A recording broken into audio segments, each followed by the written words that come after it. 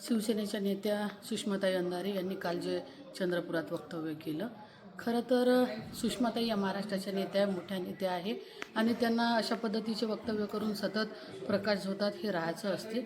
आणि त्यांनी म्हटलं की चंद्रपुरात आम्ही लोकसभेत नाकेबंदी करू. खरं तर नाकेबंदी करायची होती तर तुम्ही मुंबई महापालिकेत कुठं गेल्या होत्या नाकेबंदी करायसाठी? आणि ज्या चंद्रपुरातल्या लोकांनी घटक पक्षाशी गद्दारी करून भाजपासोबत हातमिळवणी केली आणि संजय राऊताच्या भाषेत सांगायचं झालं तर ज्या शिवसेनेच्या लोकांनी शेण खाल्लं अशा लोकांना जर का आपलं पाठबळ असेल तर अशा सगळ्या घटक पक्षातील नेत्यांचं स्वागत आम्ही करतो. आणि नाकेबंदीचा विषय आपण बोललात, मागच्या वेळेस देखील नाकेबंदी करायचा प्रयत्न अनेकांनी केला, पण ती नाकेबंदी तोडून जनतेने मला या लोकसभेच्या सभागृहापर्यंत पाठवलं आणि मला विश्वास आहे, माझा मतदारांवरती विश्वास आहे, जनतेवरती विश्वास आहे. यावेळेस देखील ती नाकेबंदी तोडून मला नक्कीच या लोकसभेच्या सभागृहापर्यंत जनता पाठवेल. आणि खऱ्या अर्थानं निवडणुका काय असतात, निवडणुका कशा लढवल्या जातात याची इत्थंभूत माहिती ही सुषमाताईनं देखील या ठिकाणी घेतली पाहिजे.